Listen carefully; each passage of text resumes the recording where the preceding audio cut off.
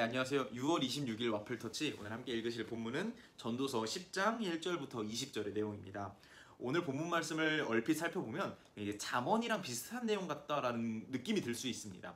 여러 격언들을 쌓아놓고 그 중에서 우리가 뭐 들을 건 듣고 또 취할 건 취하고 이런 말씀들로 보일 수가 있는데, 사실 조금 더 살펴보면 어떤 흐름이 있는 내용이라고 보실 수가 있겠습니다. 어떤 흐름이냐면 1절과 2절 말씀에 보면 먼저 이런 내용이 나옵니다. 작은 어리석음이 우리의 지혜와 영예를 무색하게 만들 수 있다는 것입니다.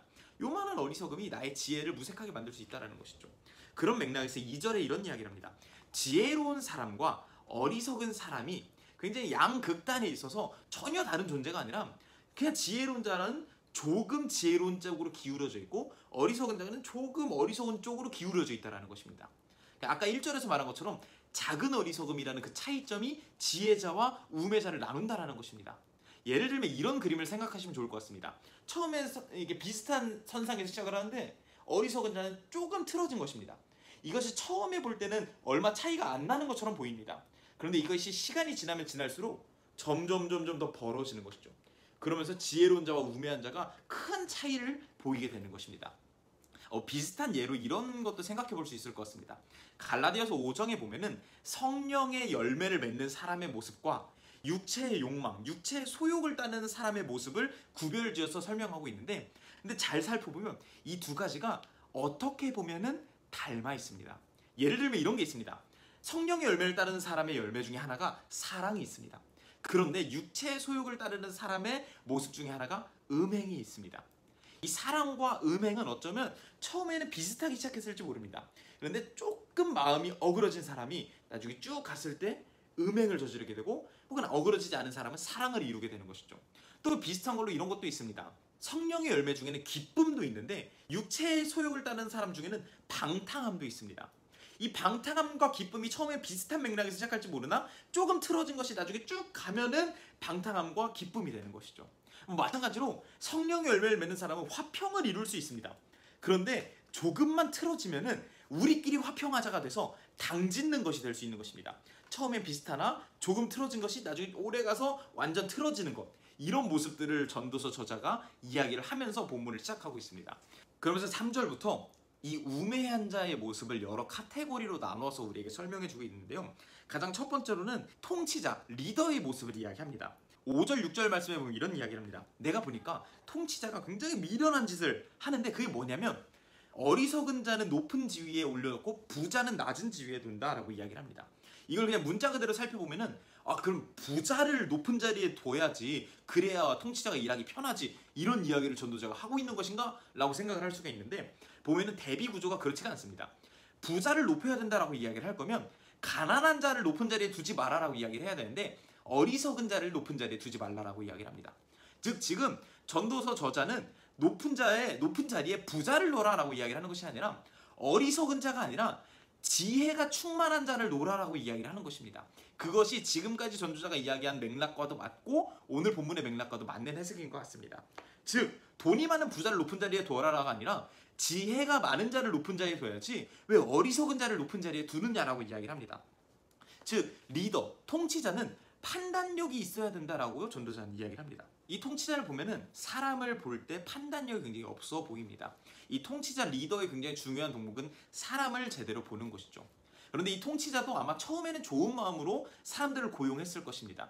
그러니까 사람을 고르는데 조심스럽게 신중하게 보면 좋지만, 그냥 너무 신중하면 또 결단력이 없고 또 일이 지지부진하니까 빨리빨리 결정하자 라는 어떤 좋은 마음에서 시작했을지 몰라도, 이것이 조금 어그러지니까 이렇게 사람을 제대로 판단하지 못하고 판단력이 흐려진 모습을 우리에게 보여주고 있습니다. 그 다음에 이제 8절부터 11절에 보면 통치자가 아니라 일하는 사람들에 대한 이야기를 하고 있는데요. 이 일하는 사람들도 보면은 우매한 자의 모습을 보이고 있습니다. 어떤 우매함이냐? 조심성이 없습니다. 함정을 파는 사람이 얼마나 조심성이 없으면 그 자기 함정에 자기가 다시 빠집니까? 담을 허무는 사람이 그 담 안에 뱀이 있을지 없을지 조심하지 않고 그냥 하니까 뱀에 물려버립니다. 채석장에서 일하는 사람이 조심하지 않아서 돌 때문에 다치고요. 나무를 쪼개는 사람이 조심하지 않아서 나무 때문에 위험을 당합니다. 이것도 굉장히 한 끗 차이죠. 일하는 사람의 입장에서는 윗사람이 빨리빨리 일하기를 원할 것입니다. 그 입맛에 맞추느라고 빨리빨리 일할 수밖에 없는 환경이 있었겠죠. 그런데 그 빨리빨리 어떤 성과를 내려는 급한 마음이 조금 어그러지니까 이렇게 조심성 없어서 실수하고 우매해지고 결국 자기 자신에게 폐를 끼치게 되는 모습으로 나타나는 것입니다. 이 11절에도 마찬가지, 10절, 11절에도 마찬가지입니다. 일을 조금 빨리 하려고 이 도끼에 날을 갈지 않으니까 오히려 자기 자신을 더 힘들게 하게 되고요. 왜 그런 거 있지 않습니까? 뭐 이집트 같은 데 보면은 피리를 불어서 뱀이 막 이렇게 나오는 사람들, 그걸로 이렇게 쇼를 해서 돈을 버는 사람들이 있는데, 이 뱀을 길들이지 않고 피리부터 부니까 뱀한테 나중에 물리게 되는 것입니다. 조심하지 않는 것이죠. 준비하지 않는 것입니다. 빨리 성과를 내려는 모습이 조금 어그러지니까 이렇게 결국 자기 자신에게 화를 끼치는 모습이 되곤 한다는 것입니다. 조금의 차이가 우리에게 큰 폐를 갖고 오는 것이죠. 마지막으로 12절부터 14절을 보면은 말하는 것에 대해서 나오고 있는데요. 이 지혜로운 자와 어리석은 자의 말의 차이에 대해서 나타나고 있는데, 13절에 보면은 이 미련한 자가 처음에는 조금 어리석은 말로 시작을 합니다. 조금 말 실수를 했겠죠. 조금 뭐 실수를 했고 뭐 틀린 말을 했겠죠. 그런데 빨리 이 틈을 좁히는 것이 아니라 그냥 이걸 그냥 빨리 수습을 하려고 아무 말이나 막 하다 보니까 나중에는 미치광이 같은 말을 한다라고 성경에 나와 있습니다. 그래서 결국 이 미련한 자는 많은 말을 하게 됩니다. 도로 수습할 수 없는 그런 숱한 말들이 이미 입 밖에서 퍼져나와 버린 것이죠. 오늘 본문들을 보면 다 비슷한 맥락입니다. 내가 아주 조금의 미련한 것, 조금의 어리석음을 빨리 바로잡지 않으면 그 끝에는 나중에 결과가 참혹하다라는 것입니다. 내가 리더로 있을 때 지금 당장 빨리빨리 사람들을 어떻게 좀 활용하려고 하다 보니까 이 조심성 없는 조금의 실수가 나중에는 한 국가를 망치는 큰 일이 되기도 하고, 내가 아랫사람으로서 일할 때에도 빨리빨리 그냥 성과를 내려고 하다가 큰 실수를 나타내기도 하고 자신에게 화가 되기도 하고, 말할 때에도 내가 지금 조금 잘못 실수를 했는데 이것을 빨리 수습하지 않아서 나중에 미치광이처럼 아무 말이나 하게 되는 모습들.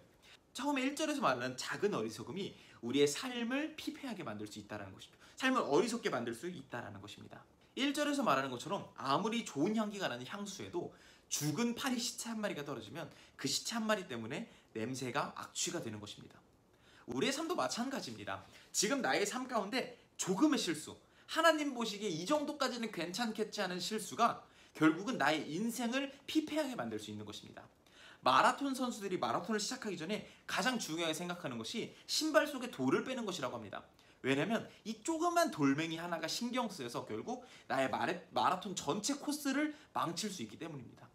지금 우리 삶 가운데 조그만 실수들, 이 정도까지 괜찮겠지 하는 그런 어리석음들을 빨리 빼내지 않으면 그 끝의 결과가 매우 안 좋아질 수 있다는 것을 우리가 함께 기억하면서, 오늘 하나님께서 내게 원하시는 나의 자그마한 실수들, 빼기를 원하시는 이런 조그만 것들, 죽은 파리와 같은 작은 어리석음들이 무엇이 있을까? 오늘 이 시간 함께 돌아보면서 오늘 하루를 시작할 수 있는 저와 여러분이 될 수 있으면 좋을 것 같습니다. 감사합니다.